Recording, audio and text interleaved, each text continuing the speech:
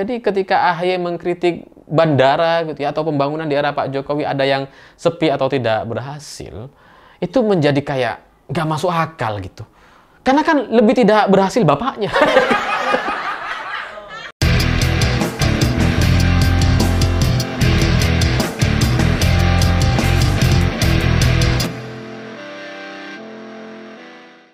Selamat malam semuanya. Hari ini saya membaca satu berita yang unik dan janggal sekali terkait pernyataan Menteri AHY yang terbaca atau terasa sekali nampaknya AHY ingin menyindir atau nyinyir kepada Pak Jokowi.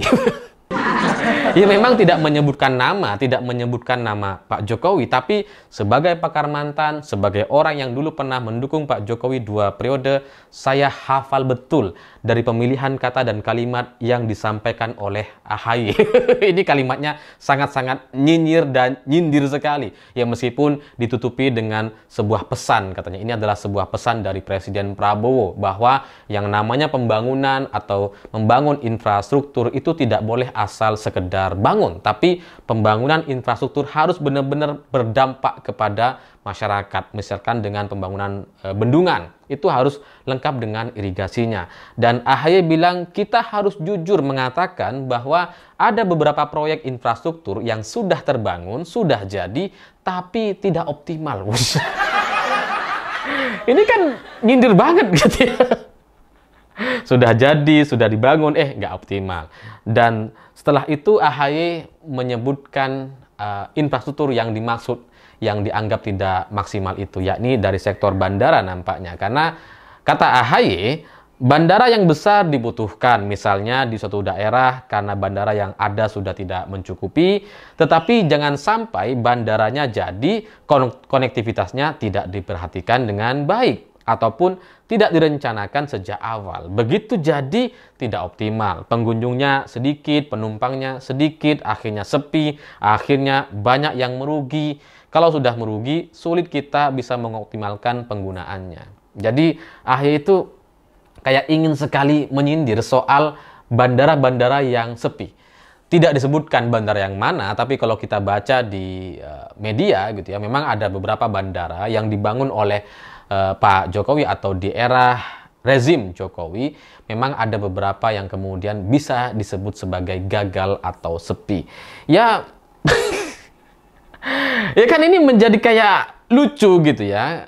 AHY ternyata naluri atau DNA-nya untuk ngusilin Pak Jokowi itu ya sampai sekarang masih ada.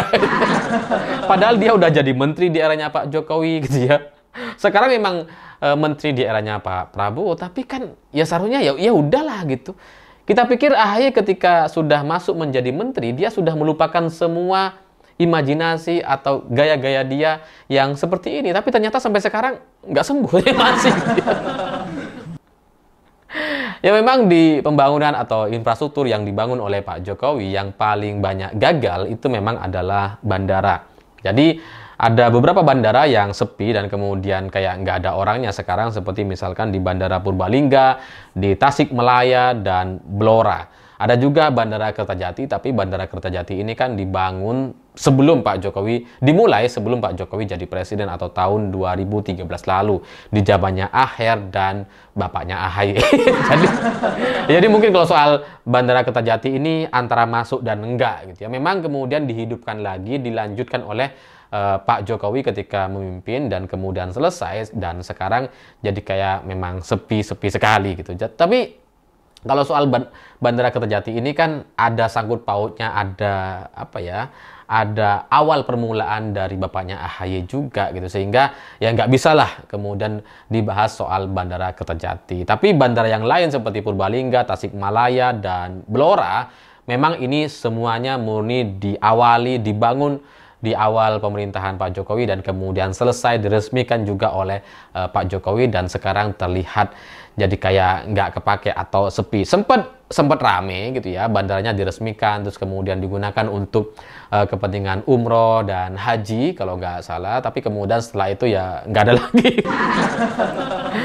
Dan ya memang ada beberapa bandara yang dinyatakan sepi atau kemudian tidak terlalu tidak terlalu aktif beroperasi ini memang aneh gitu ya. Seperti misalkan Tasikmalaya, Purbalingga dan Blora ini aneh gitu karena di kota besar saja, bandara besar seperti misalkan Solo atau Semarang itu tidak terlalu aktif gitu ya. Ada setiap hari ada penerbangan, rame juga, tapi ya tidak kemudian bisa berkembang seperti kota besar seperti halnya Surabaya. Jadi ya masih stuck di situ-situ saja gitu. Apalagi ini tiba-tiba bangun bandara di Blora yang secara jarak nggak terlalu jauh dari Semarang. Jadi memang sulit untuk kemudian dibayangkan kenapa Pak Jokowi bikin bandara di Blora. Ya karena kalau Blora ini kan ya kalau orang Blora mau naik pesawat ya ke Semarang mereka pasti gitu karena jaraknya dekat sekali.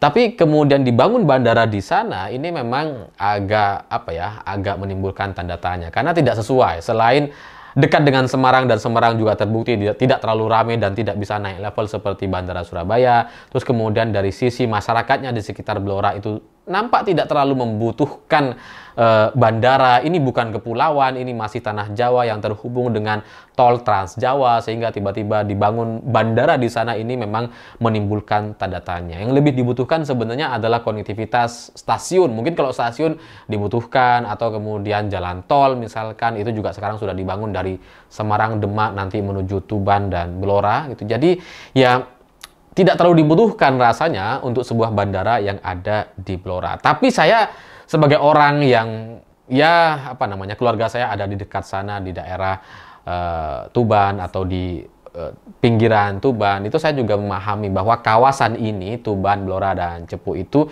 memang adalah sebuah kawasan yang mungkin dalam 5-10 tahun ke depan akan menjadi satu kawasan yang sangat maju karena ada banyak sekali tambang-tambang minyak yang ada di sana dan di masa depan mungkin memang sudah dibutuhkan bandara karena akan ada banyak orang yang ke sini terutama dari pengusaha-pengusaha level internasional gitu ya. Jadi ya saya bisa memahami gitu ya bahwa pembangunan bandara di Blora ini ya dibutuhkan, tapi di masa depan, nah Pak Jokowi bertindak lebih cepat dari kenyataannya, itu faktanya memang gitu. Tapi untuk ukuran sebuah bandara yang dibangun dengan anggaran 80 miliar rupiah di Blora, bagi saya itu tidak terlalu besar, ya receh saja gitu. Dan nanti toh pada akhirnya, kalau ini berjalan dengan baik, sekitar 5 atau 10 tahun lagi, ini akan benar-benar dibutuhkan untuk ada keberadaan bandara di Blora. Jadi meskipun salah dari sisi konsep dan tujuan yang dilakukan oleh Pak Jokowi, tapi perencanaannya memang betul. Di sana nampaknya nanti akan ada satu kawasan yang sangat luar biasa sibuk nantinya. Dan rasanya AHY udah pasti tahu gitu. Ya kalau saya tahu masa AHY nggak tahu? Ya harusnya dia tahu gitu. Dan sebagai menteri, sebagai orang yang masuk menjadi menteri di eranya Pak Jokowi, rasanya tidak pantas bagi AHY untuk kemudian nyinyir, apalagi kalau dia tahu tujuan Pak Jokowi membangun bandara di sana.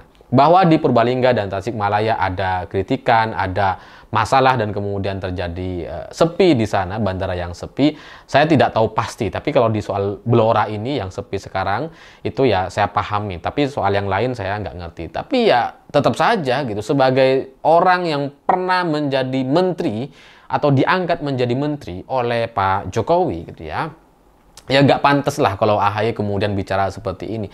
Kayak orang nggak tahu terima kasih gitu ya. AHY ini kan sudah diupayakan berkali-kali sama SBY gitu. Udah dianterin ke istana gitu ya. Bawa AHY supaya bisa jadi menteri. Nggak jadi-jadi gitu kan.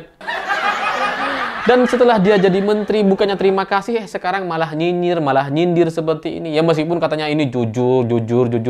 Ya, tapi kan buat apa gitu? Buat apa kemudian mengevaluasi dan mengoreksi hal-hal yang sudah terjadi?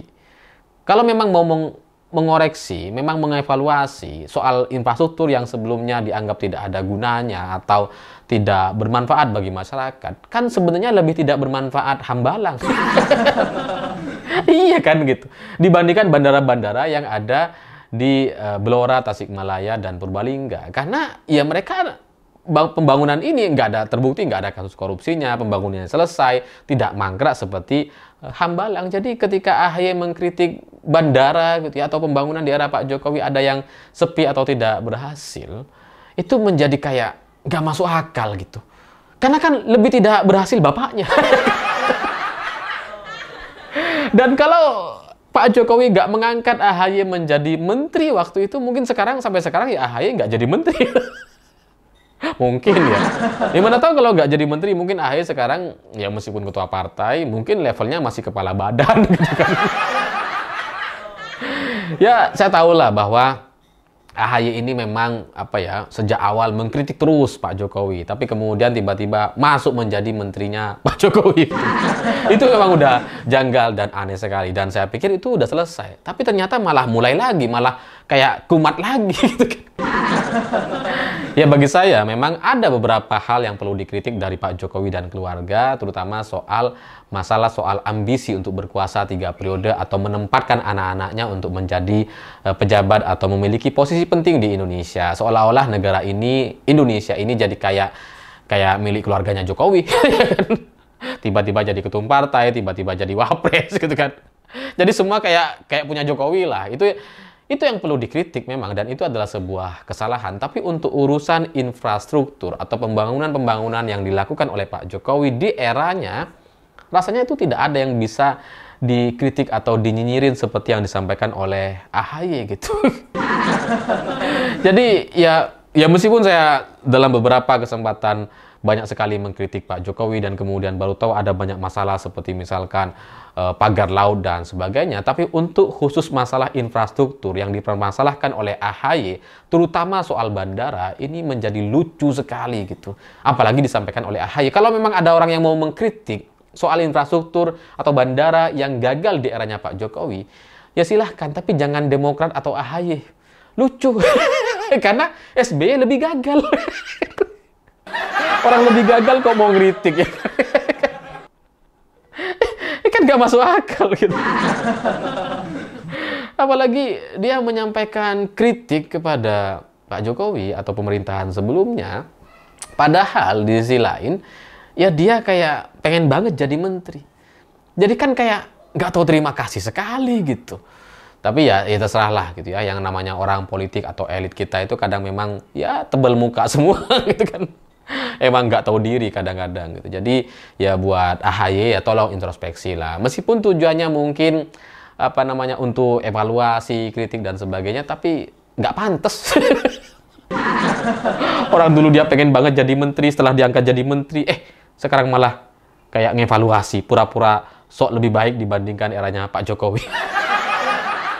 Ya semoga ini menjadi satu catatan yang aneh dan lucu di video kali ini, dan semoga AHY atau stafnya dengarlah masukan-masukan ini. Saya pikir itu. Terima kasih sudah menonton. Begitulah kura-kura.